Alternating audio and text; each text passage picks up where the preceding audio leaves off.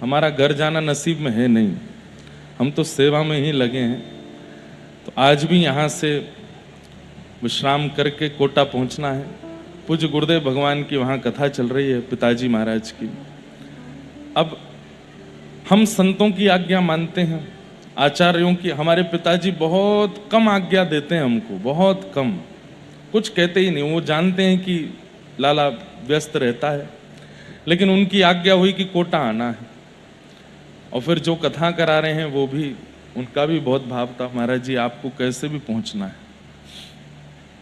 तो हम पर और कोई रास्ता था नहीं, इसलिए फिर थोड़ा सबको कष्ट तो हुआ सुबह के क्रम को करने में, लेकिन हमको निकलना पड़ेगा। वहाँ पहुँचेंगे, वहाँ से सीधे फिर पहले अहमदाबाद जाएंगे। अहमदाबाद में कुछ कार्यक्रम है, वो करेंगे। वहाँ से फिर बेंगलोर जाएंगे, फिर बेंगलोर से तिरुपति जाते हुए घर जाएंगे। और फिर घर पहुँच कर के अधिक मास का प्रारंभ करा के मुक्तिनाथ जाएंगे। तो हमारा तो जीवन, देह, शरीर, आत्मा सब सेवा में लगी है। उल्लासनगर वालों से बहुत प्रेम मानते हैं, वसंत शाह दरबार के सब हमारे प्रियजन हैं, पर हमारे बाकी लोग भी प्रियजन हैं, हमको उनका भी ध्यान रखना पड़ता है। यहाँ के लोगों के लिए हम प्रेम भाव से सब करने को तैयार हैं, पर उनका भी प्रेम है, वो भी जान वार रहे हैं, तो हम भी क्यों ना थोड़ा समय उनको दे दें। बस इसलिए ये क्रम ऐसे बनाया। बाकी उल्लासनगर के इतिहास में पहली बार सुबह कथा हो रही होगी, आधा उल्लासनगर तो सो रहा है, बाकी को हमने यहाँ बुला लिया है। रात के राजा हैं सब उल्लासनगर में, रात को ही जगते हैं। लेकिन खूब आनंद से आप लोग पधारे। स्वास्थ्य कल बिल्कुल अनुकूल नहीं था हमारा, लेकिन हमको पता नहीं क्यों ठाकुर जी ने ऐसा बना दिया है कि हमको स्वास्थ्य अनुकूल, जैसे किसी कोई व्यक्ति अगर स्वास्थ्य से ठीक ना हो तो उसका पता चल जाता है कि स्वास्थ्य से ठीक नहीं है। पर पता नहीं, हमारा पता नहीं लगता लोगों को कि हम ठीक नहीं हैं, फिर भी लोग मिलते रहेंगे, जुलते रहेंगे, बैठ जाओ खींच के। उस समय मेरा मन होता भाई मुझे कोई सुलाया हो या मेरे को कोई औषधि दे दो। पर ये आपके संग नहीं, ये कहीं भी हमारे परिवार के लोगों को भी नहीं पता लगता कि मैं कहता हूं मैं बीमार हूं। अच्छा लग तो नहीं रहा? अरे तो भाई नहीं लग रहा तो मैं कैसे बताऊं। कल 2 बार ऐसी स्थिति बनी कि चक्कर खा के हम गिर जाएंगे। लेकिन सामने आने वाले जो थे, अब कल जब यहां से गया मैं, तो जहां हम रुके हैं वहीं कम से कम नहीं तो 50-60 लोग खड़े थे। उनको देख के सच में रोना आ रहा था मुझे कि मुझ पर थोड़ी दया कर दो, मैं थोड़ा सा आराम कर लूं। लेकिन पता नहीं चलता शायद हमारे रूप स्वरूप से कि शायद ये बेचारे आराम मांग रहे होंगे। कई लोग कह देते हैं आज बहुत थके थके लग रहे हो, तो मेरा मन करता है तेरी बलैया लूं भैया। तुझे पता चला कि मैं थक गया हूं, तुमको लगा कि मुझे अभी आराम की आवश्यकता है। अच्छा बात ऐसी है, किसी के जीवन में श्रम आता है 4 दिन का, 7 दिन का, मेरे तो पता नहीं कब से ही चल रहा है। निद्रा काउंट करूं अगर मैं, तो मैं बहुत कम सोता हूं, और वो सब एक साथ फिर हावी होते हैं। कई लोग कहते हैं, साईं भी समझा रहे थे महाराज जी अभी बहुत लंबा आयु आपको सब करना है, क्रम थोड़ा आराम किया कीजिए। हमारे घर वाले भी समझाते हैं।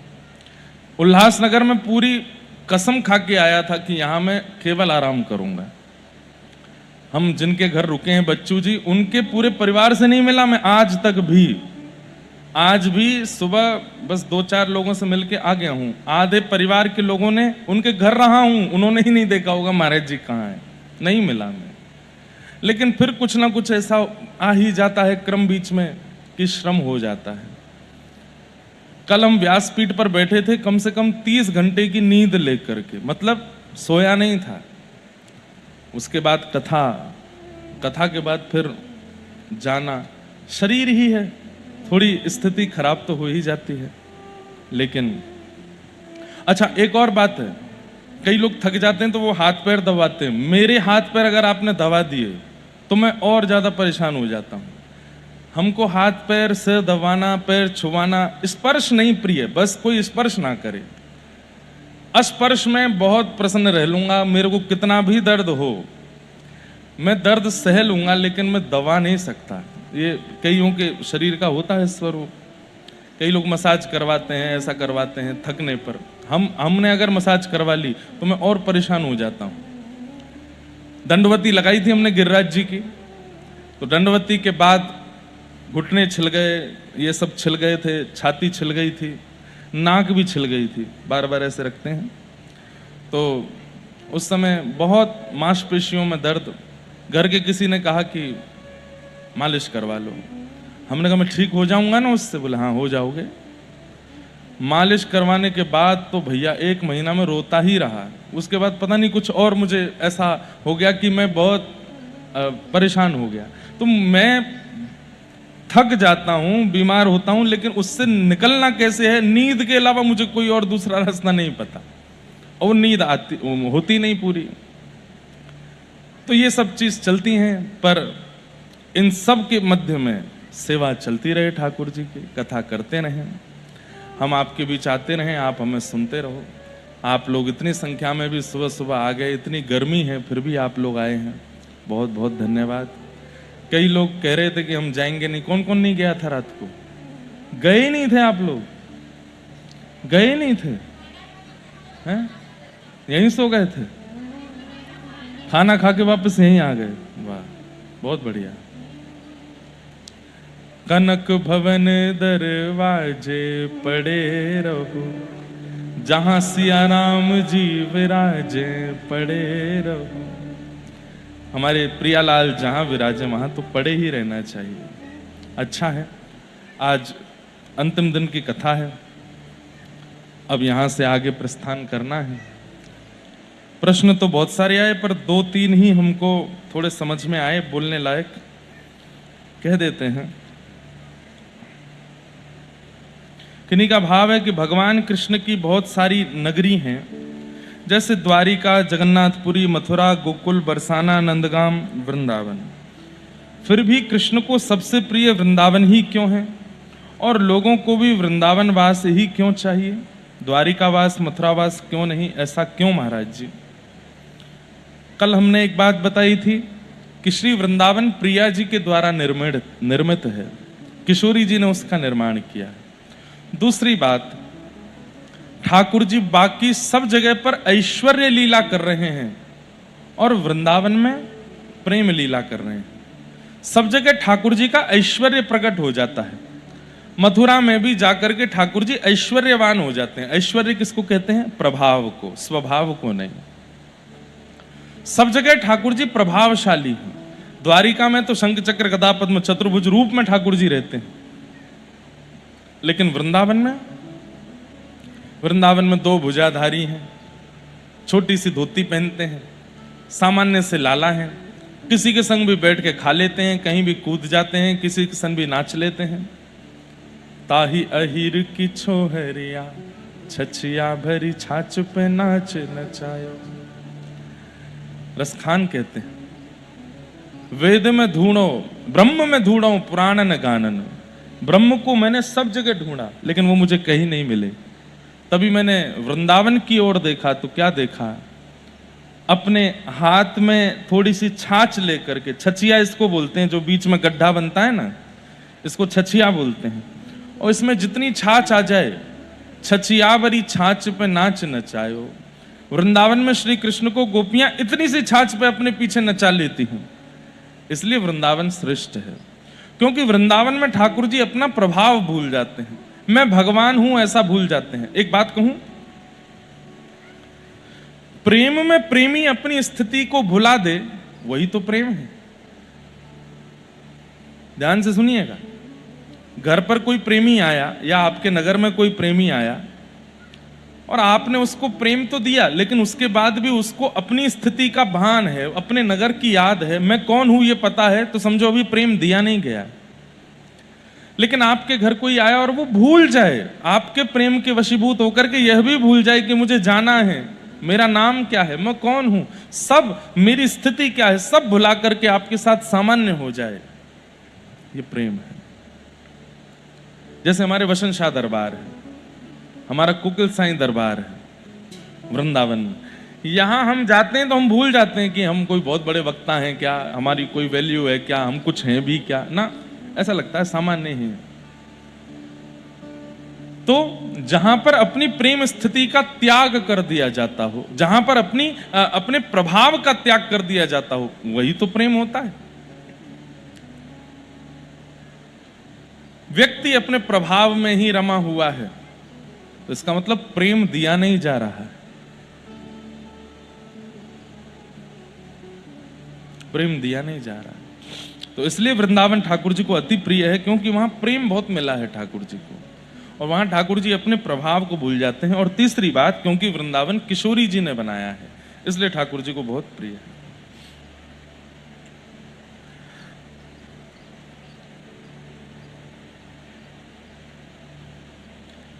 घर के किसी सदस्य से वैष्णव अपराध हो जाए तो क्या हम उनके लिए कुछ कर सकते हैं? अब जिसने अपराध किया है उसी को जेल जाना पड़ेगा। अब अपराध कोई और करे, जेल आप जाओ, ऐसा नहीं होगा। जिससे वैष्णव अपराध बना है उसी को करना पड़ेगा। लेकिन फिर भी वो व्यक्ति अगर उपस्थित नहीं है या करने की इच्छा में नहीं है या स्थिति में नहीं है तो आप अपनी तरफ से कर सकते हो, पर उसका कोई ऐसा विशेष फल नहीं है। जिसने किया उसको ही भोगना पड़ेगा। जो जस करहि सो तस फल चाखा। जो जस करहि, जो जैसा करता है उसको वैसा फल उसी को भोगना पड़ता है। महाराज जी, मेरे पति और मेरे बेटा दोनों ड्रिंक करते हैं और कृष्ण जी के भक्त भी हैं। भक्त मत बोलो इनको, फिर भक्त नहीं है। ऐसे में क्या करें जिससे उनका पीना छूट जाए और वो भक्ति में और जुड़ जाएं? अब देखो मैया, आपको लग रहा है कि वो भक्त हैं, पर इसे भक्ति नहीं मानते हैं। कोई व्यक्ति आपसे कहे कि मैं बहुत प्रेम करता हूं आपसे, लेकिन आप उसको कह दो अच्छा हमको ये चीज प्रिय नहीं है, तो प्रेम में अत्यंत प्रिय वस्तु भी त्याग दी जाती है प्रेमी के लिए। अगर पत्नी को नीला कपड़ा पसंद नहीं है तो पति ब्याह के बाद नीला पहनना बंद कर देता है। पति को यह पसंद नहीं कि तुम रसोई में प्याज बनाओ तो पत्नी बनाती ही नहीं है, तभी तो प्रेम माना जाता है। अब पति मना कर रहा है कि तुम ऐसा मत खाया करो, तुम ऐसा मत पहना करो, तुम ये मत किया करो, मुझे अच्छा नहीं लगा। पत्नी जानबूझ के वही करे, अरे तो तुमको नहीं प्रिय, मुझको तो अच्छा लगता है। तो वहां पर केवल और केवल एडजस्टमेंट चल रहा है, प्रेम नहीं है। वहां पर केवल क्या बोलते हैं उसको, कॉम्प्रोमाइज कर रहे हैं दोनों, बस रह रहे हैं, पर उनका प्रेम नहीं है। तो ऐसे लोग जो हैं, आपको लग रहा है कि वो भक्त हैं, पर पी रहे हैं, खा रहे हैं, अपनी मंदिर भी जा रहे हैं, ऐसों को देख के ठाकुर जी आंख बंद कर लेते हैं, दूर ही रहो हमसे। आए ही क्यों हो, आना ही नहीं चाहिए था। तो बस उनके लिए अब आप क्या करो, ठाकुर जी से प्रार्थना करो, उनको समझाने का। अच्छा, सबसे बड़ी बात, पिता और पुत्र दोनों पीते हैं, साथ में ही पीते होंगे फिर तो। यहां हमारी स्थिति ऐसी है कि हम अपने पिताजी से आंख मिला के बात नहीं कर पाते, पिता पुत्र साथ में बैठ के पी रहे हैं। कितनी खतरनाक स्थिति आ गई है। माता जी घबराएं नहीं, ठाकुर जी से प्रार्थना करो, सब मंगल में हो। ये पीने खाने वाले प्रश्न हमको उल्लासनगर बंबई में बहुत आते हैं। इतना व्यसन क्यों हो गया है लोगों में, हमें समझ नहीं आता।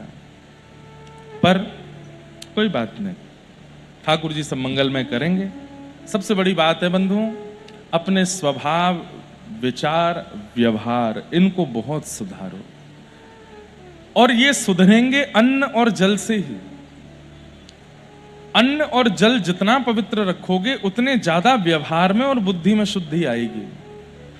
जितना अन्न बिगड़ेगा, आपको लगेगा कि अभी कुछ नहीं बिगड़ रहा है, लेकिन कुछ समय बाद, आपने कभी सुना कोई व्यक्ति बहुत सीधा था, बहुत बढ़िया था, लेकिन एक दिन उसने कुछ ऐसा कर दिया, सब हक्का बक्का रह गए, ये कैसे कर दिया इसने, हमने तो सोचा भी नहीं था कि इसके द्वारा ये हो जाएगा।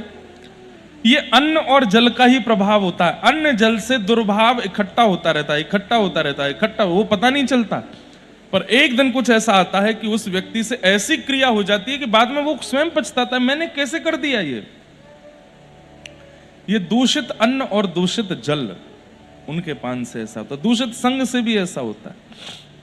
कई बार देखा गया घर में कोई व्यक्ति कार्य करने वाले नौकर चाकर 25 साल से थे, 30 साल से थे, इतना विश्वास हो गया था, अचानक से रात्रि में मालिक को ही मार दिया। 30 साल घर में रहने के बाद ऐसा कैसे कर दिया? घर के लोगों को ही विश्वास नहीं हो रहा, उसने ऐसा किया, हमें पता ही नहीं चल रहा है। क्यों? ये दूषित अन्न और दूषित खान पान, दूषित व्यक्तियों का संग कई बार इंस्टेंट प्रभाव नहीं करता, वो इकट्ठा होता रहता है एक जगह, और 1 मिनट लगता है, आपकी पूरी बुद्धि बिगड़ जाती है और आप कुछ ऐसा कर देते हो, उसके बाद स्वयं रिग्रेट होता, मैंने ऐसा किया, मुझे विश्वास नहीं हो रहा। इसलिए बहुत सावधानी रखिए। हम बोल के तो चले जाएंगे पर होगा कुछ भी नहीं। थोड़ा अन्न जल में सावधानी रखो, उसमें थोड़ा सा विचार करो, क्या खाना है, क्या पीना है, कैसे रहना है। भगवत प्राप्ति करना चाहते हो तो, नहीं तो कैसे भी खाओ पियो, मौज करो, कोई दिक्कत थोड़ी है। कल हम लोगों ने श्रवण किया, भगवान ने गोपियों के साथ रास विहार किया। तत्पश्चात युगल गीत आता है, जहां पर भगवान की रूप माधुरी का वर्णन गोपियां करती हैं।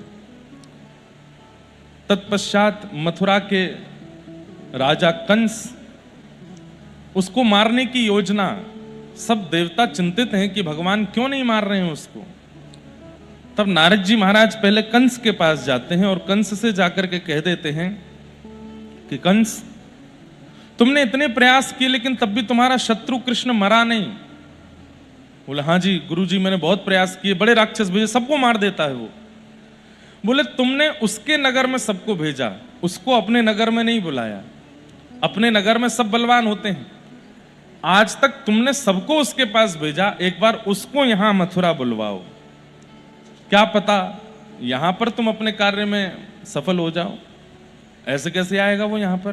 तब नारद जी ने पूरी युक्ति बताई, तुम्हारे पास एक धनुष है, महादेव के द्वारा दिया गया, इसका एक यज्ञ करो, उस यज्ञ में तुम पुरस्कार देने की बातें करो।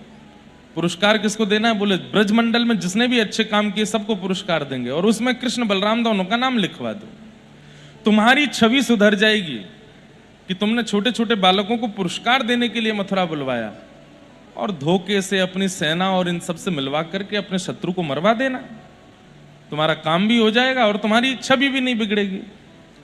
कंस बोला महाराज आप तो मेरे बड़े शुभचिंतक हो। नारद जी बोले तेरा ही भला चाहता हूं मैं, तू मानता नहीं है मेरी बात, चल अक्रूर जी को भेज दे वृंदावन। और धनुर्यज्ञ का कार्यक्रम कंस ने किया। अक्रूर जी महाराज वृंदावन गए। यहां नारद जी ने जाके भगवान को समझा दिया कि परसों अक्रूर जी आपको लेने आएंगे और आप ब्रजमंडल से जाके कंस को मारेंगे। भगवान बोलेंगे बड़े चतुर हो, वहां हमारी फील्डिंग लगवाए आए हो और यहां हमसे ही बोल्ड करवा रहे हो सीधा। बोले नाथ सब आपके लिए ही है, अब आप जाओ। ठाकुर जी, अब ये थोड़ा भाव मैं प्रसंग में नहीं बोलूंगा उसको, भगवान थोड़े भावुक हो गए, मैं व्रज से कैसे जाऊं। नारद जी बोले नाथ जाना तो पड़ेगा, आगे की कई लीलाएं आपको करनी है, आप परमात्मा हो, आप ईश्वर हो, आपको करना पड़ेगा। अक्रूर जी आए और ठाकुर जी को लेकर के मथुरा चले गए।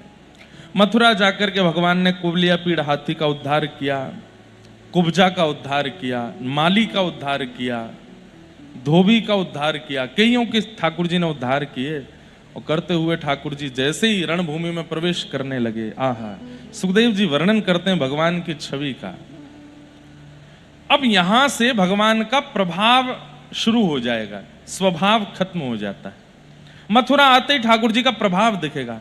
मल्लानाम निर्णिनाम नरवर स्त्रीणाम स्मरो मूर्तिमान गोपानाम स्वजनो सताम क्षितिभुजाम शास्त्रा सुपित्रो शिशु मृत्युर्भोजपतिर्विराट विदुषाम तत्वं परम योगिनाम वृष्णीनाम परदेवतेत विदितो रंगम गतः साग्रज। अपने अग्रज भ्राता के साथ ठाकुर जी रणभूमि में प्रवेश कर रहे हैं और सबको अलग अलग दिख रहे हैं, एक को भी एक जैसे नहीं दिख रहे। बोले कैसे दिख रहे हैं? बोले मल्ला नाम मश निर्णय नाम नरवर, बड़े बड़े योद्धा, बड़े बड़े पराक्रमियों को ठाकुर जी पराक्रमी की तरह दिख रहे हैं। स्त्रीणाम स्मरो मूर्तिमान, स्त्रियों को ठाकुर जी अपने पति के रूप में दिख रहे हैं। गोपानाम स्वजनो सताम चितभुजाम, गोप ग्वालों को ठाकुर जी अपने सखा के रूप में दिख रहे हैं। बड़े बुजुर्गों को ठाकुर जी अपने नाती पोते के रूप में दिख रहे हैं। सबको ठाकुर जी अलग अलग रूप में दिख रहे हैं, पर 50 सिद्धि ऊपर बैठे हुए महाराज कंस को अपनी मृत्यु के रूप में दिख रहे हैं। मेरी मौत आ गई। इतने सुंदर ठाकुर जी हैं, फिर भी कंस घबरा रहा है।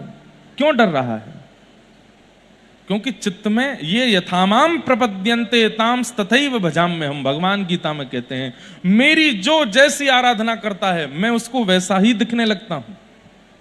कंस ने आज तक मृत्यु अपना शत्रु ही माना है कृष्ण को, तो उसको भय ही लग रहा है ठाकुर जी को देख के।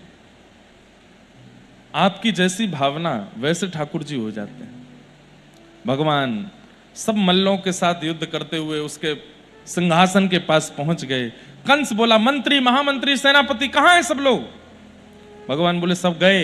बोले कहां गए? बोले जहां तुझे दाना है। एक हस्त प्रहार करके भगवान ने उसका मुकुट गेड़ दिया, केश पकड़ करके दोनों भुजाओं में कंस को उठा लिया। 11 वर्ष के बालक ने इतने विशाल कंस को दोनों भुजाओं में उठा लिया। लाखों की जनता में पूरी मथुरा नगरी देख रही है और भगवान ने कंस को उठा करके नीचे पृथ्वी पर जैसे ही पटका, प्राण निकल गए कंस के और पूरी मथुरा में ठाकुर जी की जय जयकार होने लगी। ठाकुर जी कारागृह में गए, जाकर के अपनी मैया देवकी और वसुदेव को मुक्त किया। 11 वर्ष 56 दिन बाद आज पहली बार देवकी मैया ने ठाकुर जी को देखा।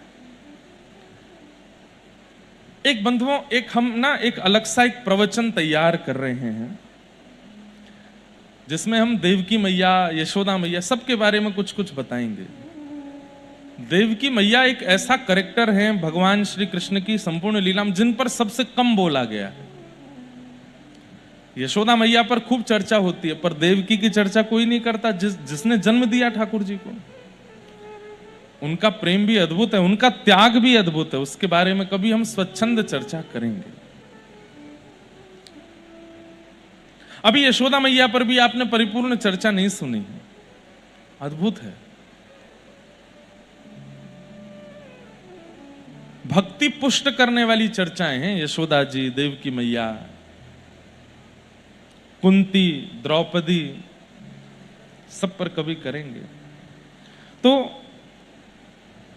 भगवान ने अपने नाना उग्रसेन को राजा बनाया मथुरा का और उनको राज्य पदवी दे, कंस के पिताजी को उनको राज पदवी पर बिठा करके भगवान ने पिता वसुदेव जी से आज्ञा ली कि पिताजी अब मुझे विद्यालय भेज दो पढ़ने के लिए। तब वसुदेव जी ने उनको सांदीपनी गुरुकुल, सांदीपनी उपाध्याय जी के यहां पर पढ़ने के लिए भेजा। उपाध्याय का मतलब क्या होता है? जिनके समीप जाकर के अध्ययन किया करते थे प्राचीन काल में लोग, उनको उपाध्याय ब्राह्मण कहते हैं। तो सांदीपनी उपाध्याय, उनके समीप जाकर के ठाकुर जी ने अध्ययन किया और वहीं भगवान को अपने सखा सुदामा मिले। कुछ वर्ष वहां अध्ययन करके ठाकुर जी आए। व्रज की बहुत याद आती है तो ठाकुर जी ने उद्धव जी को भेजा। उद्धव जी महाराज शाम तक का वचन देकर के गए थे, 6 महीना बाद लौट करके आए और 6 महीने बाद आकर के ठाकुर जी का हाथ पकड़ लिया, बोले चलो मेरे साथ वृंदावन। ठाकुर जी बोले नहीं उद्धव, अब आगे की यात्रा पर जाना है। तो फिर मुझे क्यों भेजा था? बोले प्रेमी बनाने के लिए भेजा था। उद्धव अद्भुत प्रेमी बनकर के वृंदावन से आए हैं। बहुत सुंदर प्रसंग है उद्धव गोपी संवाद का, उसे भी प्रणाम करते हैं। मथुरा पर 16 बार चढ़ाई की जरासंध ने, 17वीं बार जैसी चढ़ाई की तो भगवान रण छोड़ राय बनकर के रण छोड़ करके भागे। बोलो रण छोड़ राय भगवान की। विश्वकर्मा ने नई नगरी का निर्माण किया जिसका नाम है द्वारिका। वहां जाकर के ठाकुर जी अपने समस्त यदुवंशियों के साथ विराजमान हो गए। क्यों रण छोड़ करके भागे? क्योंकि जरासंध राजा जो था उसने 16 बार चढ़ाई की मथुरा पर, 16 बार भगवान ने उसको हरा दिया, पूरी सेना मार देते, अकेला उसको छोड़ देते। लेकिन अब की बार वो ब्राह्मणों को अनुष्ठान पर बैठा करके आया था, और कई जगह ऐसा कहते हैं कि ब्राह्मणों की ही सेना लेकर के आया था। ठाकुर जी बोले, गौ ब्राह्मण संत भक्त इनका मैं प्रहार नहीं करूंगा, इनसे हारने में हमको स्वीकार्य। और ठाकुर जी रण छोड़ करके वहां से भाग गए। विप्रधेनु सुर विप्रधेनु संतन के कारण, रण छोड़ो व्रजनाथ, गोमती तट द्वारवती पधारे, कहलाए द्वारिका नाथ। बोलो द्वारिकाधीश की जय। भगवान द्वारिकाधीश हो गए। रेवत राजा की पौत्री के साथ में बलराम जी का विवाह हुआ, और भीष्मक राजा की पुत्री रुक्मणी के साथ में ठाकुर जी का विवाह हुआ। महाराष्ट्र के जमाई हैं ठाकुर जी, दो ही जगह के जमाई हैं लाला, या तो बरसाने के नगद जमाई हैं या महाराष्ट्र के जमाई हैं। तो आप महाराष्ट्र वासी जब जब ठाकुर जी का दर्शन करते हो इसी भाव से किया करो। हमारे जीजा जी हैं, ये हमारे जामाता हैं।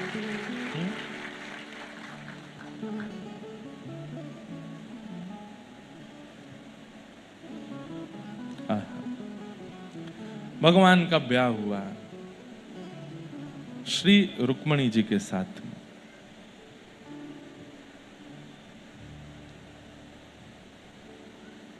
ओ मैया ब्याह मेरो करवाए दे।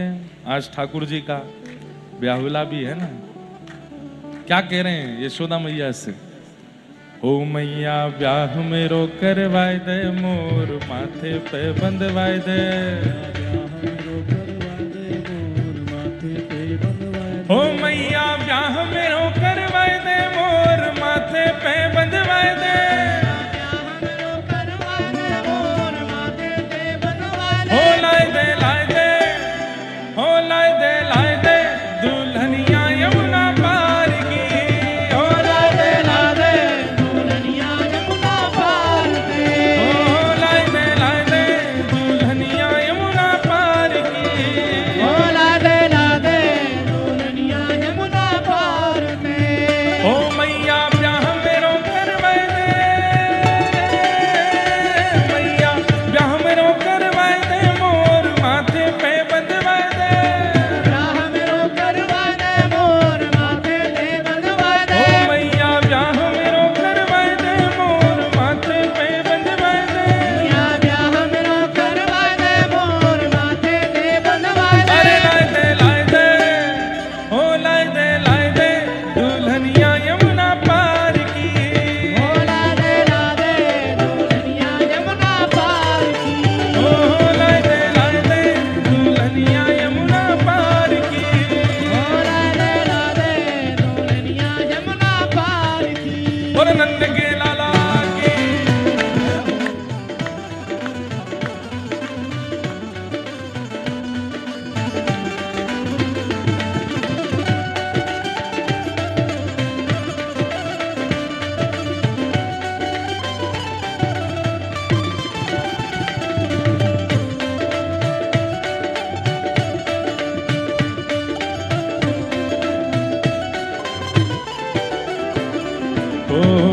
ऊंचे गाम मेरी करो रे सगाई, ऊंचे गाम मेरी करो रे सगाई, ऊंचे गाम मेरी करो रे सगाई, ऊंचे गाम मेरी करो रे सगाई। ओ गोरी दुल्हन राधा प्यारी, गोरी दुल्हन राधा प्यारी, गोरी दुल्हन राधा प्यारी, गोरी दुल्हन राधा।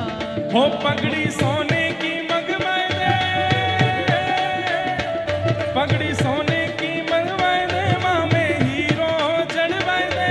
पगड़ी सोने की मंगवाए दे, माँ में हीरो जड़वाए दे। हो लाए दे हो लाए दे दुल्हनिया यमुना पार की।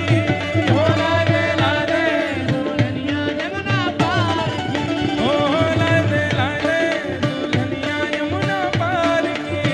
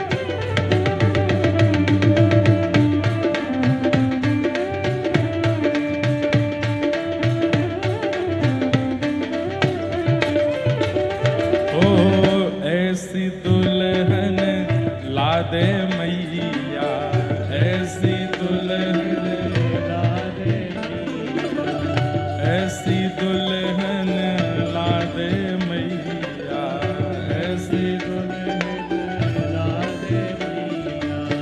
व्रज में है जाए हल्ला हल्ला, व्रज में है जाए हल्ला हल्ला, ओ व्रज में है जाए हल्ला हल्ला, व्रज में है जाए हल्ला। ओ मैया तेरी नाही करावे, मैया तेरी नाही करावे, मोर माथे पे बंधवाए दे, मैया तेरी नाही करावे, मोर माथे पे बंधवाए दे। ओ लाए दे लाए दे, हाँ लाए दे दुल्हनिया यमुना पार की, ओ लाए दे दुल्हनिया यमुना पार की, ओ लाए दे दुल्हनिया यमुना पार की, ओ लाए दे दुल्हनिया यमुना पार की। ओ मैया ब्याह मेरो करवाए दे, मोर माथे पे बंधवाए दे, ब्याह मेरो करवाए दे, मोर माथे पे बंधवाए दे। ओ हो मैया ब्याह मेरो करवाए दे, मोर माथे पे बंधवाए दे, ब्याह मेरो करवाए दे, मोर माथे पे बंधवाए दे। ओ लाए दे हाँ लाए दे दुल्हनिया यमुना पार की, ओ लाए दे दुल्हनिया यमुना पार की, ओ लाए दे दुल्हनिया यमुना पार की, ओ लाए दे दुल्हनिया यमुना पार। गोपाला की शादी है झूम झूम के नाचो रे, गोपाला की शादी है झूम झूम के नाचो रे, यारे गिरधर लाल की शादी है झूम झूम के नाचो रे, झूम झूम के नाचो रे, डोल डोल के नाचो रे, झूम झूम के नाचो रे, झूम झूम के नाचो रे, डोल डोल के नाचो रे, झूम झूम के नाचो रे, डोल डोल के नाचो रे। हे गोपाला की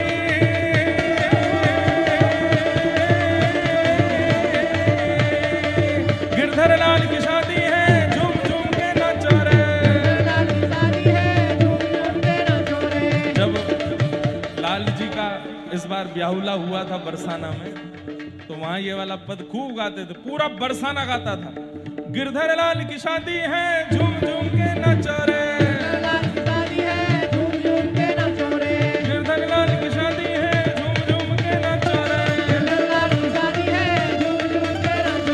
झूम झूम के नाचो रे, डोल डोल के नाचो रे, झूम झूम के नाचो रे,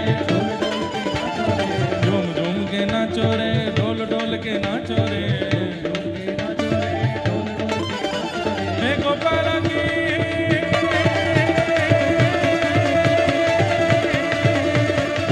गोपाला की शादी है झूम झूम के नाचो रे, गोपाला की शादी है झूम झूम के नाचो रे, हे गोपाला की शादी है झूम झूम के नाचो रे, गोपाला की शादी है झूम झूम के नाचो रे, ओ गिरधर लाल की शादी है झूम झूम के नाचो रे, गिरधर लाल की शादी है झूम झूम के नाचो रे, हे गोपाला की शादी है झूम झूम के नाचो रे, मात यशोदा, आज इनका ब्याहुला इसलिए हम गा रहे हैं। मात यशोदा वस्त्र लुटावे, मात यशोदा वस्त्र लुटावे, मात यशोदा वस्त्र लुटावे, मात यशोदा वस्त्र लुटावे। वो सब लूट लूट के नाचो रे, सब लूट लूट के नाचो रे, गोपाला की शादी है लूट लूट के नाचो रे, गोपाला की शादी है लूट लूट के नाचो रे, गोपाला की शादी है गोपाला की शादी है, हे गिरधर लाल की शादी है झूम झूम के नाचो रे, गिरधर लाल की शादी है झूम झूम के नाचो रे। नंद बाबा जू रत्न लुटावे, नंद बाबा जू रत्न लुटावे, नंद बाबा जू रत्न लुटावे, नंद बाबा जू रत्न लुटावे। रत्न लुटाए हैं नंद बाबा ने तो क्या करें, ओ सब कंठहार बनवाओ रे, सब कंठहार बनवाओ रे, झूम झूम के नाचो रे, कंठहार बनवाओ रे, झूम झूम के नाचो रे, कंठहार बनवाओ रे, झूम झूम के नाचो रे, कंठहार बनवाओ रे, नंद बाबा यशोदा सबकी बात सुन ली। अब ये लाल जी के ब्याहुला में लिखा था, आज गाया तब उसके बाद।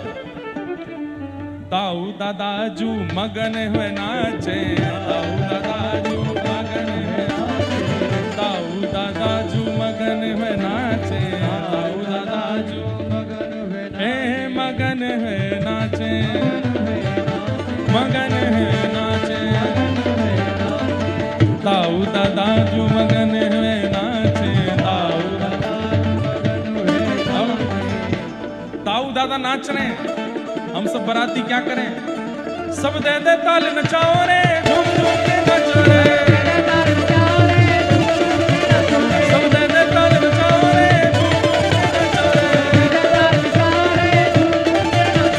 गोपाला की शादी है, झूम झूम के नचो रे, गोपाला की शादी है, झूम झूम के नचो रे। दो दंपति की ले लो बलैया, दो दंपति की दो दंपति की ले लो बलैया, दंपति की ले लो बलैया। अब इन पे राइनों करवाओ रे, इन पे राइनों करवाओ रे, झूम झूम के नाचो रे, राइनों करवाओ रे, झूम झूम के नाचो रे, इन पे राइनों करवाओ रे, झूम झूम के नाचो रे, राइनों करवाओ रे, झूम झूम के नाचो रे। गिरधर लाल की शादी है, झूम झूम के नाचो रे,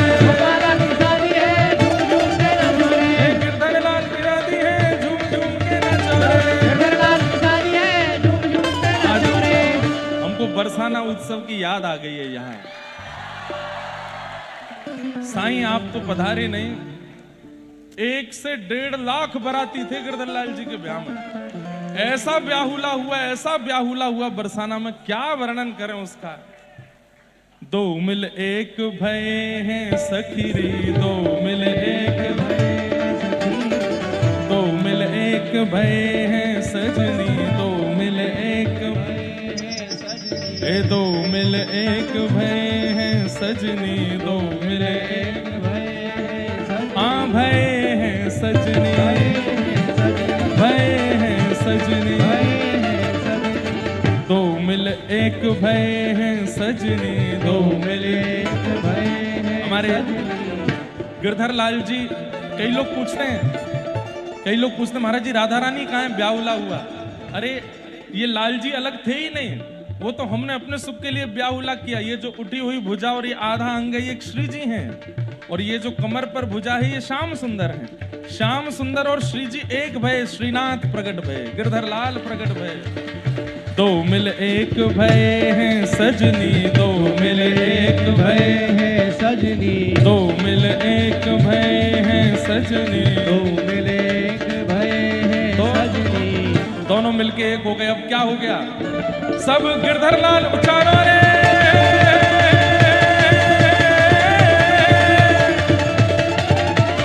सब राधा गिरधर गाओ रे, झूम झूम के नाचो रे, राधा गिरधर गाओ रे, झूम झूम के नाचो रे, सब राधा गिरधर गाओ रे, झूम झूम के नाचो रे, राधा गिरधर गाओ रे, झूम झूम के नाचो रे, सब राधा गिरधर गाओ रे, झूम झूम के नाचो रे, राधा गिरधर गाओ रे, झूम झूम के नाचो रे।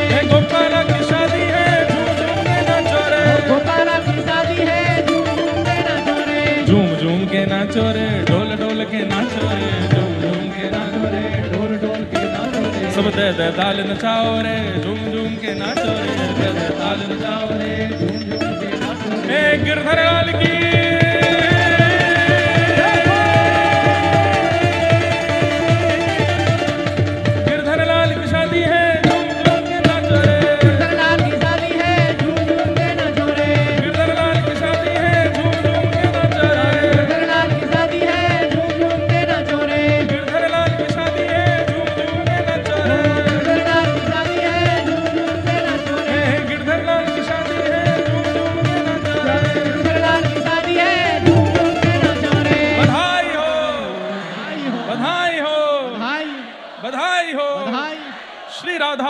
गिरधर लाल की। बैठ जाओ सबरे अपने स्थान पे। बोल वृषभानु दुलारी की, बोल वृषभानु के जमाई की, पूछरी के लौठा की। ओ क्या क्या बात है बंसी बारे शाबाश। खूब आनंद करे महाराज। वाह भैया बैठ जाओ, जय हो, बैठ जाओ।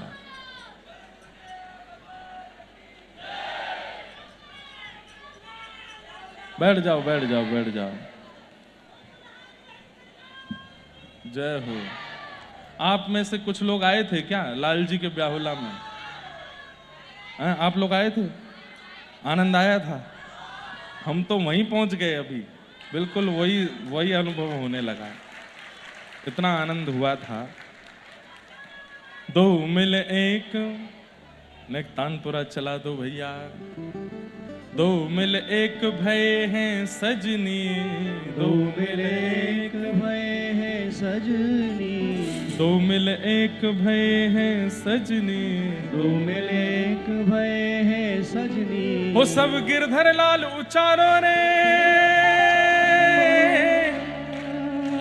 ओ राधा गिरधर गाओ रे, झूम झूम के नाचो रे, राधा गिरधर गाओ रे, झूम झूम के नाचो रे। एक बालक की मुझे याद आई, जिस दिन लाल जी का ब्याह हुआ था उस दिन एकादशी थी बरसाना में, और सुबह 7 बजे सब लोग पहुंच गए थे विनोद बाबा महाराज के आश्रम के बाहर। इतनी भीड़, मतलब पूरा बरसाना चक्का जाम था कम से कम 6-7 घंटे के लिए। और एक बालक, उसको मेरे को इसलिए याद है, मैंने 8 बजे से उसको सुनना शुरू किया और रात्रि 2 बजे तक चला था कार्यक्रम, 2-3 बजे तक। और वो सुबह 8 से 3 बजे तक बस यही गा रहा था, गोपाला की शादी है झूम झूम के नाचो, गिरधर लाल की शादी है, और रोवे और गावे और जो मिल जाए सबको गले लगावे। बाद में पूछा तो वो बालक कोई अच्छे घर का बालक, पढ़ा लिखा बालक, कोई बढ़िया नौकरी कर रहा था, झूठ बोल के छुट्टी लेके आया था। वो कैसा भाव, नॉन स्टॉप, कम से कम नहीं तो 18-19 घंटे वो यही गाता रहा, मेरे गिरधर लाल की शादी है, सब झूम झूम के नाचो। लाल जी की जब बारात निकली, बरसाने की सब गोपियां जो बरसाने में ही रहती हैं, वहां की ब्रजवासी माताएं, जिनको मैं जानता नहीं, जिनका कोई अता पता नहीं, सब ने अपने घर सजाए, सब ने अपने घर के बाहर कदली वृक्ष लगाए, बोले हमारे लाल जी की आज बारात आ रही है। कई माताएं गालियां गा रही थीं छत पर खड़ी होके, तो रथ वाले भैया रुके नहीं, ले जाएं तो रथ वाले को गाली दी जो रथ चला रहा था, बजमारे तेरा पाम टूटेगा आगे चल के। तो हमारे जमाई को रुकन नहीं दे रहा सामने, हमने कहा भैया रुक जाओ। तो एक माता जी, उनके दांत नहीं थे एक भी, और ऊपर से ऐसी ऐसी गारी दे में ठाकुर जी को, गिरधर लाल जी को।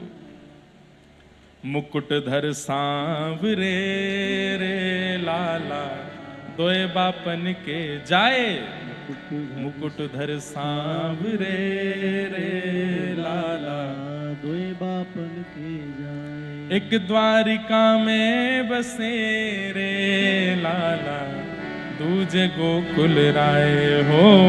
एक द्वारिका में बसे रे लाला, दूजे गोकुल राय। मुकुट धर सांवरे रे लाला, दोए बापन के जाए, मुकुट धर सांवरे रे लाला, दोए बापन के जाए। खूब गारी दे रही हैं। और बहन सुभद्रा आपकी रे लाला, गई अर्जुन संग भाग। बहन सुभद्रा आपकी रे लाला, गई अर्जुन संग भाग। किन की बात बताएं आपको? आपको तो पूरा खानदान ही है। सो ठाकुर जी दुल्हा बन के गए हैं और सब सखियां घेर के गाली दे रही हैं।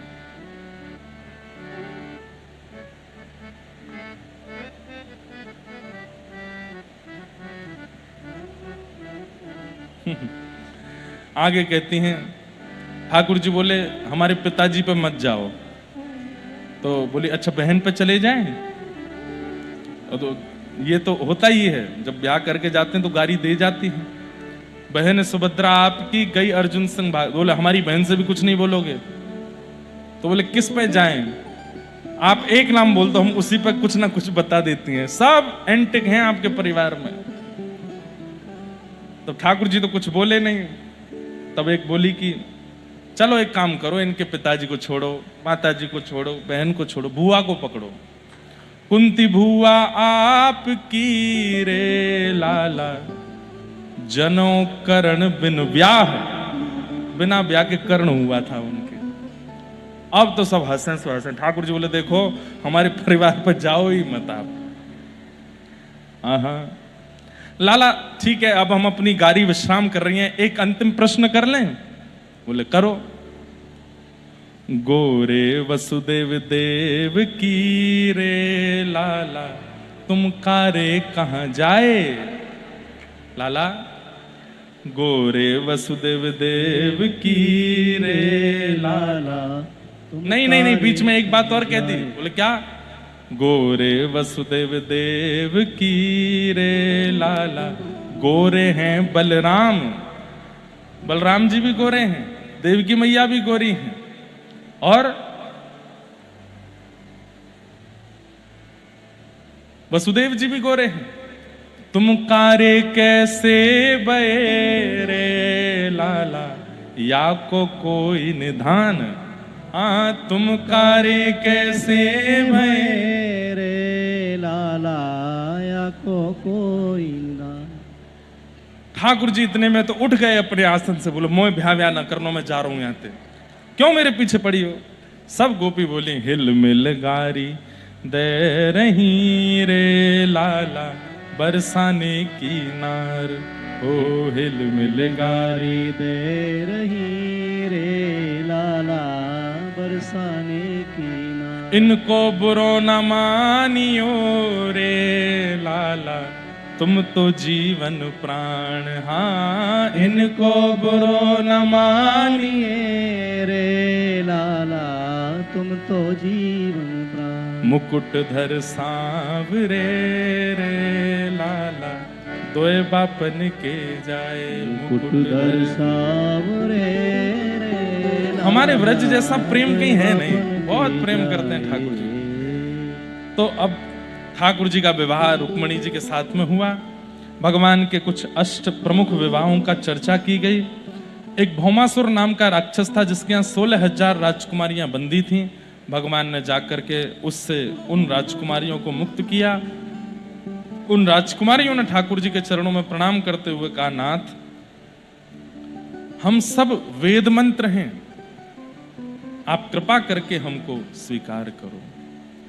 उपासना कांड के जितने भी मंत्र हैं, ऐसे 16,000 भगवत उपासना के मंत्र ही 16,000 पत्नी बन के आए हैं। भगवान ने उनके साथ विवाह किया। 16,108 भगवान के विवाह हुए। द्वारिका में ठाकुर जी प्रत्येक पत्नी के साथ अलग अलग रूप धारण करके रहते हैं। और नारद जी महाराज भगवान की दिनचर्या का दर्शन करने आते हैं और नारद जी देख करके आश्चर्यचकित हो जाते हैं कि एक कृष्ण नहीं है, 16,108 पत्नी तो 16,108 कृष्ण। जब भगवान अंतःपुर में रहते हैं तो 16,108 रूप धारण करके सब पत्नियों के साथ अलग अलग, एक महल में नहीं रहती, सबके अलग अलग महल हैं। और जैसे ठाकुर जी बाहर आते हैं तो एक रूप में आ जाते हैं। यहां आपको प्रभाव ही प्रभाव दिखेगा ठाकुर जी का। और पूरे विश्व भर के लिए एक ही कृष्ण घूमते हैं, लेकिन पत्नियों के लिए ठाकुर जी अनेक रूप धारण कर लेते। भगवान की दिनचर्या का दर्शन किया, ग्रहचर्या का दर्शन किया। पांडवों के यहां अश्वमेध यज्ञ हुआ। भगवान ने उस अश्वमेध यज्ञ की पूर्णाहुति करवाई। वहीं भगवान ने उससे पूर्व जरासंध का वध भीम के द्वारा करवाया और शिशुपाल का वध भगवान ने स्वयं किया। भगवान के परम सखा सुदामा जी को ठाकुर जी की बहुत याद आई। वे द्वारिका मिलने के लिए गए। वो प्रसंग सुनाया गया। सुदामा जी महाराज ने जाके ठाकुर जी का मंगल में दर्शन किया और ठाकुर जी से कुछ नहीं मांगा। इतनी दीनता होने पर भी कुछ नहीं मांगा, लेकिन ठाकुर जी ने कुछ देने में कसर नहीं छोड़ी, सब कुछ दे दिया। इसलिए हमारे आचार्य जन कहते हैं तुच्छ कुछ सब कुछ। ठाकुर जी से कुछ मांगोगे तो तुच्छ मिलेगा, तुच्छ। ठाकुर जी की सेवा करोगे तो कुछ मिलेगा। और ठाकुर जी से कुछ मत मांगो, बस चरणों में जाके कहो, नाथ मेरा नाथ तू है, नहीं मैं अकेला, मेरे साथ तू है। तो सब कुछ मिल जाएगा, ठाकुर जी सब दे देते हैं। एक बार बंधुओं कह के तो देखो, नाथ अब हम आपके हवाले, आप जैसे चाहो हमको रखो, हमारे साथ जो करना चाहो, हमें सब मराजी है, सब मंजूर है, हमारा जीवन जैसे आप डिजाइन करना चाहो कर लीजिए, हमें कुछ नहीं चाहिए। अपने जीवन की स्क्रिप्ट आप स्वयं लिख रहे हो बंधुओं। मूवी का स्क्रिप्ट राइटर वो होना चाहिए जिसको आदि से अंत तक सब पता हो कि मूवी कहां से शुरू होगी, कहां विश्राम होगी। लेकिन एक्टर जिसको एक्टिंग करनी है उसको पता ही नहीं है कि अंत कहां होगा, वो कैसे अपनी मूवी लिख सकता है। हम आप सब लोगों को अपने अंत का पता नहीं है, तो अपने आप अपने जीवन का निर्माण कैसे कर सकते हैं? ठाकुर जी पर छोड़ो। आप केवल मन बुद्धि, हाथ पैर आंख नाक मुख, अपनी समस्त इंद्रियों से जीवन में जीते रहिए, कर्म करते रहिए। बाकी जो मिलेगा, जो छूटेगा, जो आना है, जो छूटना है, सब ठाकुर जी के हवाले। आपको जो अच्छा लगे आप करो, मैं राजी हूं। चाहे खाक कर दीजिए, चाहे करोड़पति बना दीजिए, आपकी इच्छा है, मैं आपसे कुछ नहीं कहूंगा।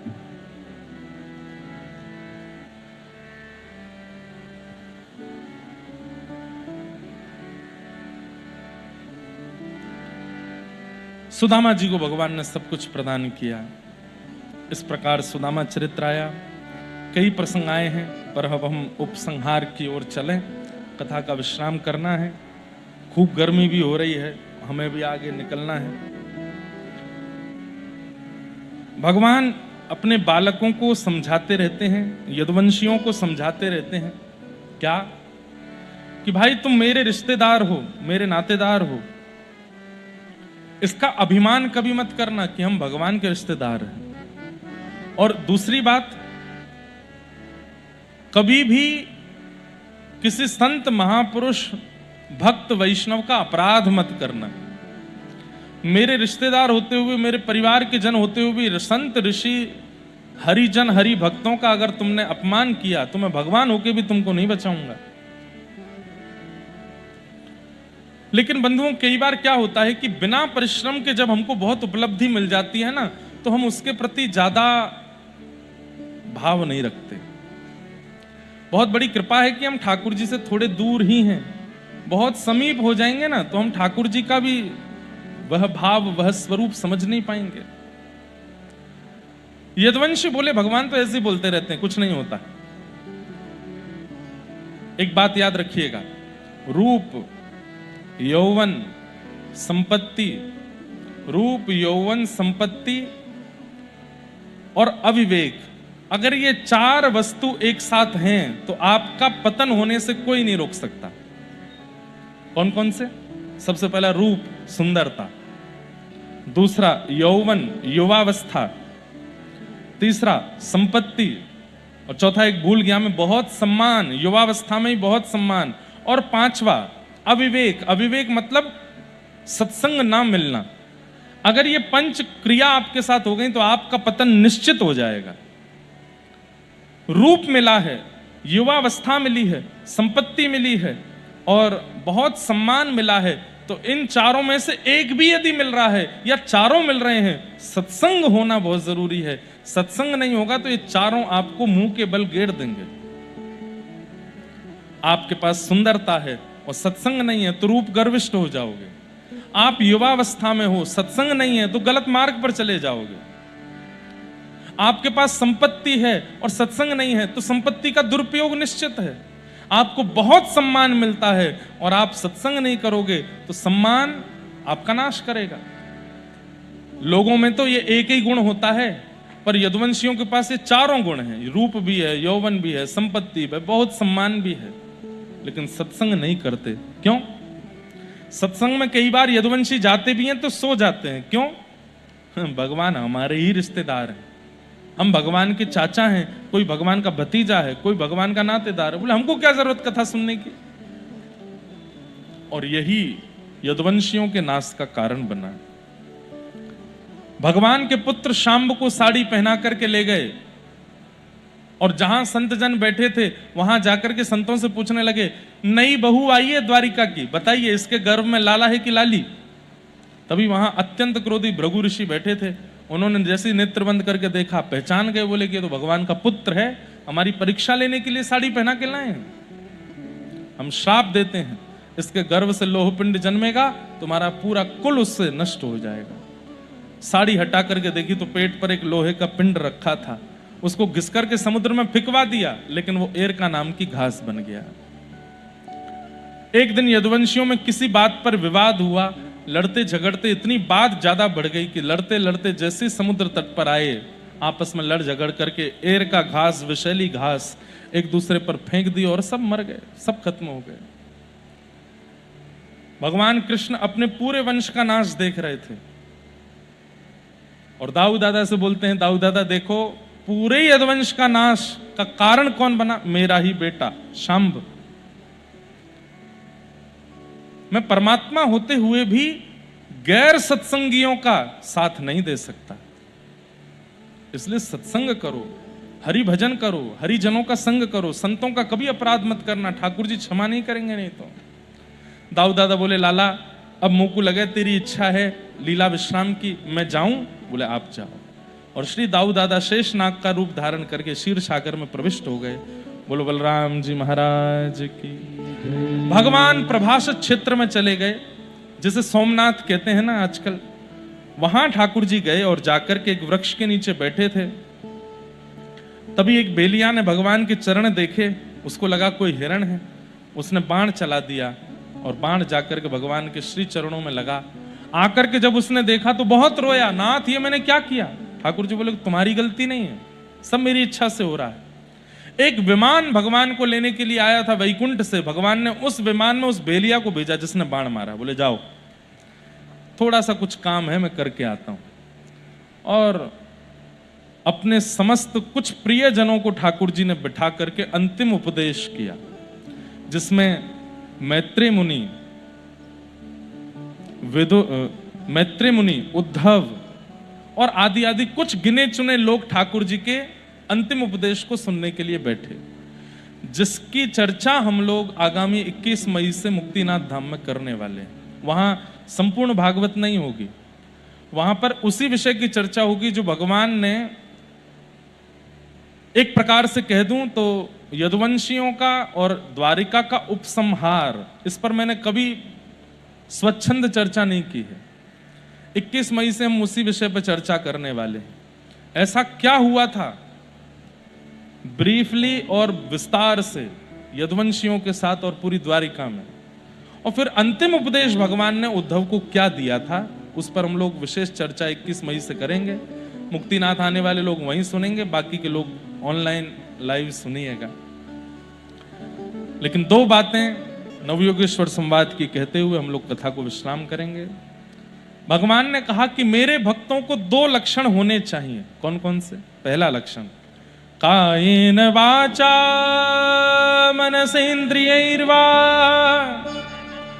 बुद्ध्यात्मना भानुषित स्वभावात् करोमि यत् यत् सकलं परस्मै नारायणायेति समर्पयेतत्। अपने शरीर से, मन से, बुद्धि से, आंख से, नाक से, जीव से, कान से, हाथों से जो कुछ भी अच्छा करते हो, जो कुछ भी पुण्य कर्म करते हो, उसका फल अपने पास मत रखा कीजिए। अच्छा करने के तुरंत बाद हाथ में जल लेकर के नारायणायेति समर्पयामि, ठाकुर जी के श्री चरणों में उसका विसर्जन कर दिया करो। कायेन वाचा मनसेन्द्रियैर्वा बुद्ध्यात्मना भानुषित स्वभावात् करोमि यत् यत् सकलं परस्मै नारायणायेति समर्पयेतत्। अब इसके पीछे आप पूछोगे महाराज जी कारण? भाई, बालक यदि कमा कमा करके अपनी मां को इकट्ठा करके देता जाएगा ना, अच्छा है। अगर अपने पास रखेगा तो खर्च कर देगा, तुरंत खर्च कर देगा। लेकिन मां के पास जमा करता रहेगा तो जरूरत पड़ने पर, जब उसके पास नहीं होगा, रोता हुआ मां के पास, क्या करूं मेरे को बहुत जरूरत पड़े, तो मां बोलेगी तैने मुझको जमा करवाए थे, वो इकट्ठे होते होते 10 लाख हो गए, ले ले। जरूरत पड़ने पर काम आ जाता है ना।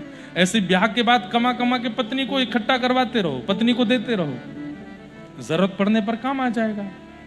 ठीक वैसे ही कमा कमा करके बैंक में रखते रहो, कभी जरूरत पड़ेगी तो वहां से निकाल दोगे। ऐसे ही हमने जीवन भर पुण्य कमाए, लेकिन उस पुण्य को हम इकट्ठा नहीं करते, अपने पास रखते हैं, तो वो पुण्य बहुत जल्दी खत्म हो जाता है। जैसे अभी आप गंगा स्नान करके आए हरिद्वार से, और जैसे ही उल्लासनगर आए तो किसी ने आपकी प्रशंसा कर दी, अरे भैया तुम तो बहुत बढ़िया आदमी हो। गंगा में स्नान करने का जो पुण्य था, प्रशंसा करवाते ही खत्म हो गया। बद्रीनाथ, मुक्तिनाथ, जगन्नाथ, द्वारिकानाथ सब जगह दर्शन करके आए, उसका कुछ पुण्य मिला। अब उल्लासनगर आते ही आपको खूब संपत्ति मिल गई, यश मिल गया, वैभव मिल गया। ये यश, वैभव, संपत्ति, नाम, ऐश्वर्य किससे मिलता है? पुण्य से ही तो मिलता है। तुरंत आपका पुण्य खत्म हो गया। क्या करो? कहीं भी कुछ अच्छा करने के बाद बस एक बूंद जल हाथ में लो, नारायणाय समर्पयामि, मैं ठाकुर जी को अर्पित करता हूं। उससे क्या होगा? आपके कर्मों से मिलने वाला सुख ही आपको मिलेगा। पुण्यों से मिलने वाला जो भी पुण्य कर्म है वो एक जगह इकट्ठा हो जाएगा। इसका फल क्या मिलता है कि जब हमारी अंतिम श्वास आती है तो यमलोक से यमराज हमको लेने आते हैं, और यमराज जी आके कहते हैं भैया चलो यमलोक चलो। उसी समय आप याद करोगे, हे मेरे नाथ, मैंने जितना भी पुण्य आपके चरणों में इकट्ठा किया उसका क्या फल मुझे मिलेगा, अब मुझे दे दो, अब मेरा अंतिम समय है।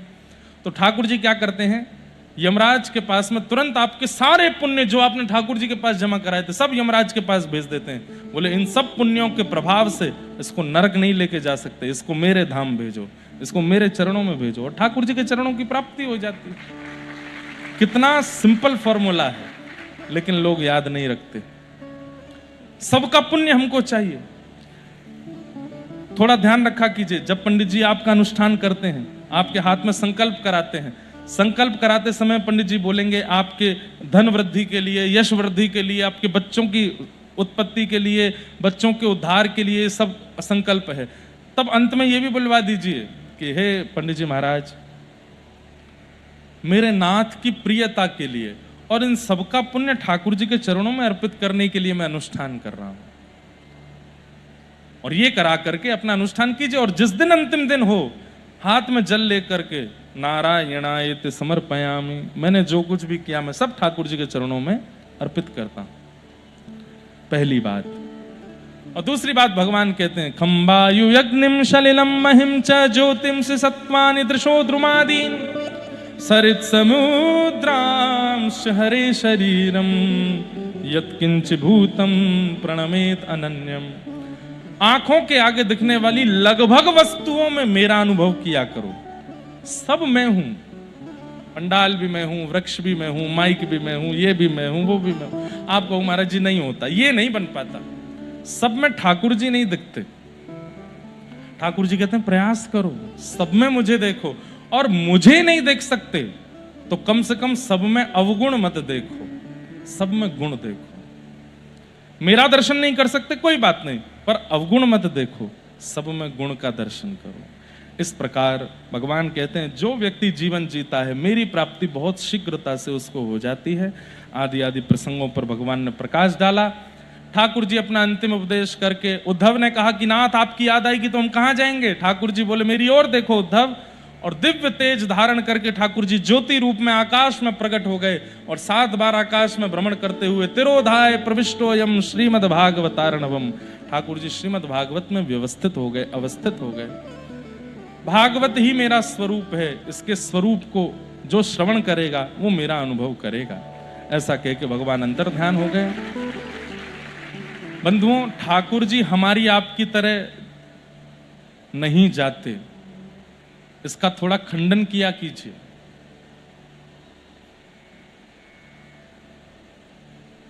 हमारी आपकी तरह मृत्यु नहीं है। ठाकुर जी अंतर ध्यान होते हैं, अदृश्य हो जाते हैं, पर कई लोग उनको हमारी आपकी तरह चिता पे जला दिया, हृदय रह गया और वो फिर जगन्नाथ जी में जाके लग गया। नहीं, ये नहीं है। श्री जगन्नाथ जी के अंतस्थ में जीवित शालिग्राम भगवान हैं। हम लोग अगर ये कहते हैं कि भगवान का हृदय नहीं जला, वो ही बह करके वहां पहुंच गया, आप जानते हैं ठाकुर जी का हृदय क्या है? वो हमारी आपकी तरह कोई सामान्य जीव है क्या कि उनका ये हिस्सा नहीं जल पाया? ऐसा नहीं है। भगवान श्रीमद् भगवत गीता में कहते हैं, मुझे मरणासन समझने वाला व्यक्ति, मेरे शरीर को मरणासन समझने वाला व्यक्ति तो अपवित्र है ही, उसको देखने वाले को भी वस्त्र सहित स्नान करना चाहिए। वो इतना अपवित्र हो जाता है। मैं मरणासन नहीं हूं, मैं परमात्मा हूं। मैं जन्म लेता हूं, मां के गर्भ में 9 महीना रहता हूं, 9 महीना रह के अपना प्राकट्य करता हूं, लेकिन मृत्यु मानवों की तरह मेरी नहीं होती। मैं अंतर ध्यान हो जाता हूं, मैं सशरीर अपने धाम को प्रस्थान करता हूं, क्योंकि मेरा शरीर हमारी आपकी तरह पंचभूत का शरीर नहीं है, चिन्मय शरीर है भगवान का। और चिन्मय सच्चिदानंद भगवान चिन्मयता को प्राप्त करते। ये बात हम बहुत समय से बोलते आए, पर बहुत लोग नहीं मानते, हमारी बात को गलत कर रहे हैं। भगवत गीता याद करते हो, पढ़ते हो, मानते हो, सिर से लगाते हो, उसकी बात तो मानो। भगवान कह रहे हैं कि मेरा शरीर कभी नहीं जलता, मेरा शरीर कभी नहीं डूबता, मेरी मृत्यु कभी नहीं होती, मैं सदा रहता हूं। इसीलिए तो परमात्मा हूं, इसीलिए तो सनातन हूं, जिसका कभी अंत ना होता हो, वही तो परमात्मा होते। इस प्रकार भगवान ने उपदेश दिया। विदुर जी महाराज, उद्धव जी महाराज बद्रीनाथ चले गए, मैत्री मुनि हरिद्वार चले गए, अर्जुन भगवान की पत्नियों को लेकर जा रहे थे, भगवान रूप बदल के आए, पत्नियों का हरण करके चले गए। अर्जुन को बता दिया, मेरे बिना तेरा गांडीव धनुष भी किसी काम का नहीं। अर्जुन ने जाके भगवान के प्रस्थान की खबर सबको बताई, और ये बात सुनकर के समस्त पांडव भी स्वर्गारोहण को चले गए। राजा परीक्षित को राजा बना दिया, 7 दिन में मरने का श्राप लगा। सुखदेव जी महाराज ने आके कथा सुनाई। आज कथा का विश्राम दिवस। सुखदेव जी कहते हैं, राजन त्वम तु राजन मरिष्येति पशु बुद्धिम इमाम जही। मैं मरूंगा, ये पशु बुद्धि है, इसको अपने चित्त से निकाल दो। तुम कभी नहीं मरोगे, तुम एक नित्य मुक्त शुद्ध आत्मा हो और तुम्हें भगवत प्राप्ति होगी, ऐसी भावना रखो। इस प्रकार भगवान सुकाचार्य कथा सुना करके वहां से प्रस्थान कर गए। बोलो सुखदेव जी महाराज की। आदि आदि सब प्रसंग हैं, सबको हम प्रणाम करते हैं। भागवत जी का अंतिम श्लोक सब 3 बार मेरे साथ बिल्कुल शुद्धता से उच्चारण करते हुए हाथ जोड़ करके सब लोग मेरे साथ बोलेंगे। नाम संकीर्तनम यस्य, नाम संकीर्तनम यस्य, सर्व पाप प्रणाशनो, सर्व पाप प्रणाशनो, प्रणामो दुःख समनः, प्रणामो दुःख समनः, तम नमामि हरिं परम, तम नमामि हरिं परम। नाम संकीर्तनम यस्य, नाम संकीर्तनम यस्य, सर्व पाप प्रणाशनो, सर्व पाप प्रणाशनो, प्रणामो दुःख समनः, प्रणामो दुःख समनः, तम नमामि हरिं परम, तम नमामि हरिं परम। नाम संकीर्तनम यस्य, नाम संकीर्तनम यस्य, सर्व पाप प्रणाशनो, सर्व पाप प्रणाशनो, प्रणामो दुःख समनः, प्रणामो दुःख समनः, तम नमामि हरिं परम, नमामि हरिं परम, तम नमामि हरिं परम, नमामि हरिं परम, तम नमामि हरिं परम। नमामि हरिं।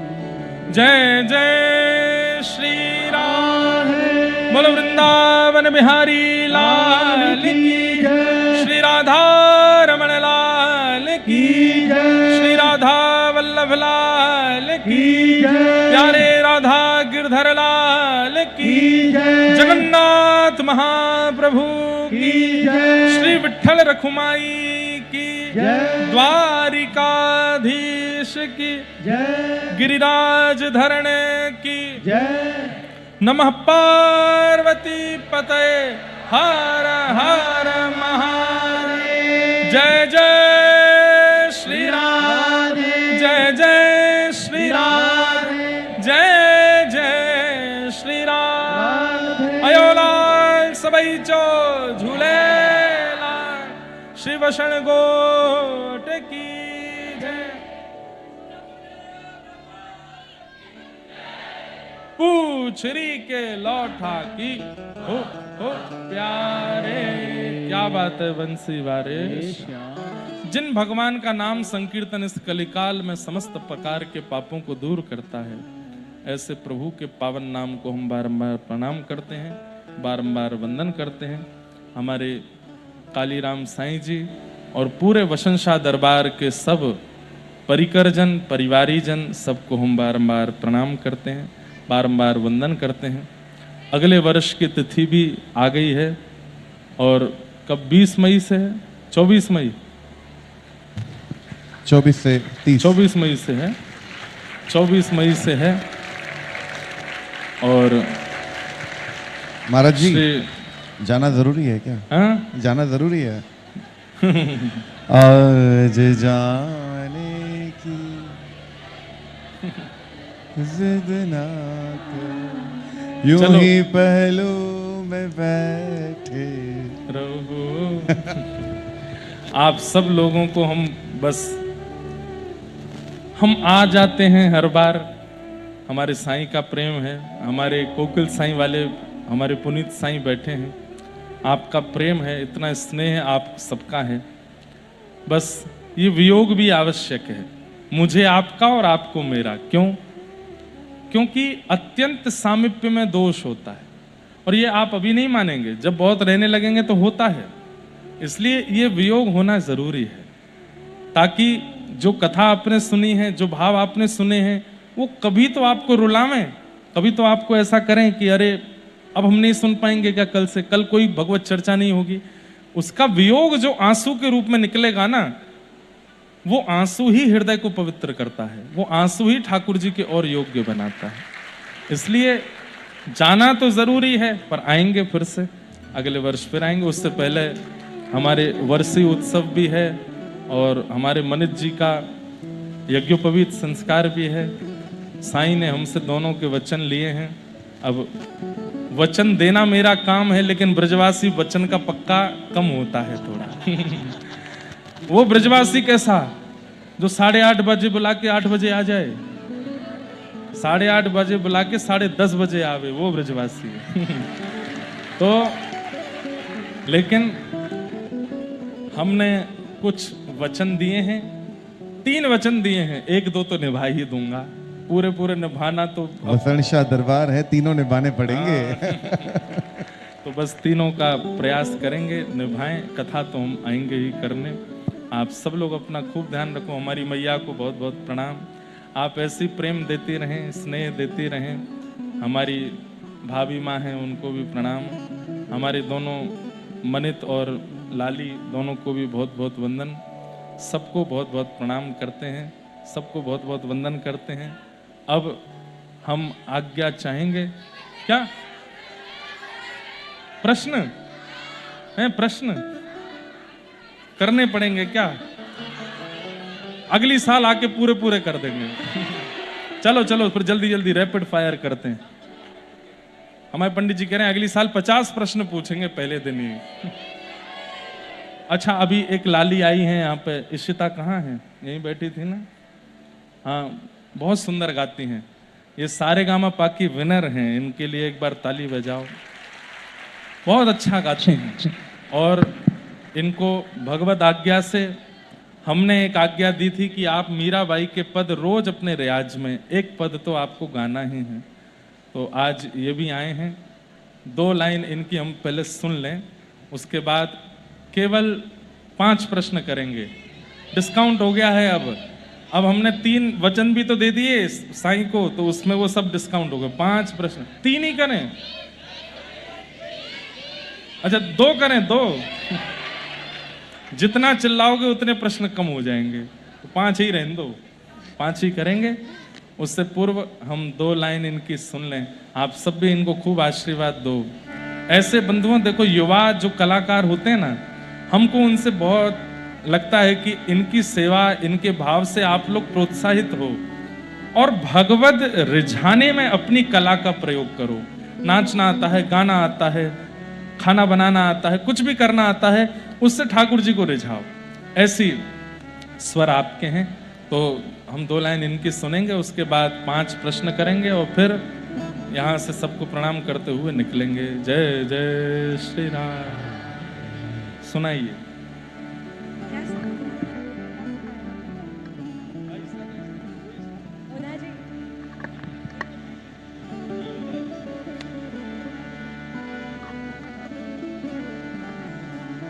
जय श्री कृष्ण।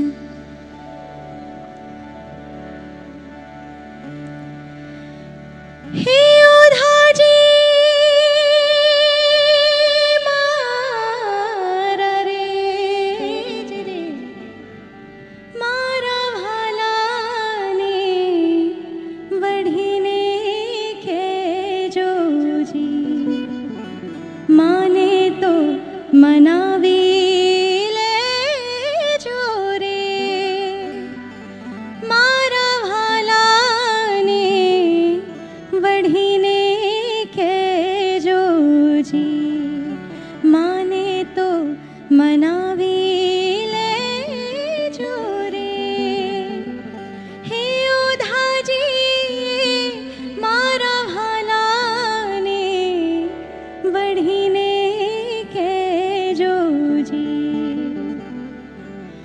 मथुरा ना राजा थया छो गोवाळो ने भूली गया छो मथुरा ना राजा थया छो। जय श्री कृष्ण। बहुत सुंदर भाव। सब गोपियां उद्धव जी से कह रही हैं कि उद्धव माने तो मनावी ले जो रे। आप लोगों को तो गुजराती आती है समझ में, है आती है, तो फिर हम काय को बताएं, समझ लो अपने आप। लेकिन ये पद मुझे बहुत प्रिय, मैं जब गुजरात में कथा होती है तो सुनाता ही हूँ। बहुत बहुत धन्यवाद। खूब ऐसे ही आप ठाकुर जी की सेवा करते रहें और ऐसे ही भगवत सेवा में लगे रहें। और हम बच्चों से चाहेंगे ऐसे सीखा करो, ऐसे युवाओं से कि इतना सुंदर कंठ प्राप्त करके भगवत सेवा में लगा रहे हैं। अब हम जल्दी 5 प्रश्न कर लेते हैं। हमारे हवाई जहाज वाले का फोन आ रहा है, बोले आप लेट हो गए तो हम लेके नहीं जाएंगे आपको, इसलिए जल्दी जल्दी आप लोग बता दो। अब कैसे पूछें? ऐसा कर लें हम निकल जाएं, हमारी जगह साईं पूछते रहेंगे। अच्छा तो चलो। आ भी तो नहीं रहा दिमाग में, कुछ पूछते हैं। भगवान श्री कृष्ण की चौथी पत्नी का नाम सुनाओ, बताओ। है गई टैं टैं फिस?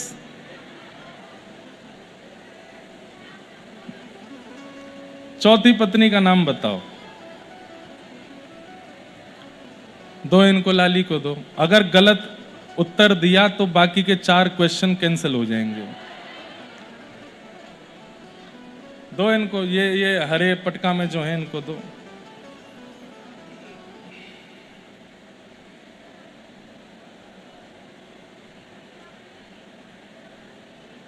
बताओ। सत्यभामा।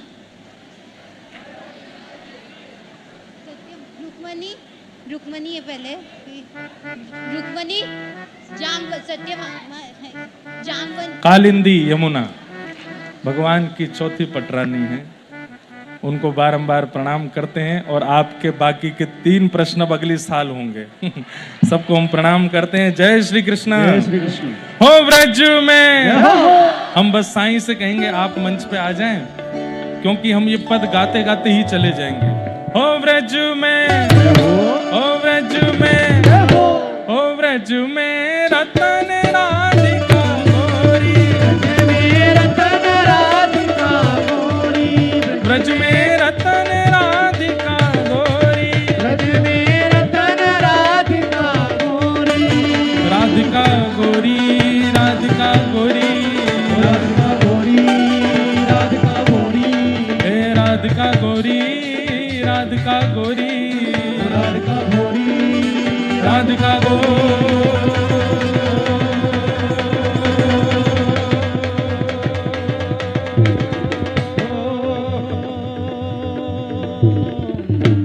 भुजा उठा के गाओ।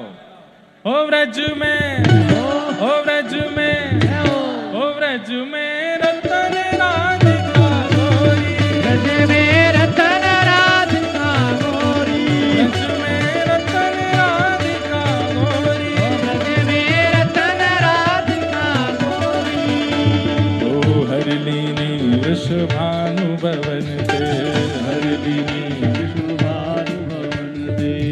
हरिणीनि वृषभानु भवन्ते ओ नंद सुवन करी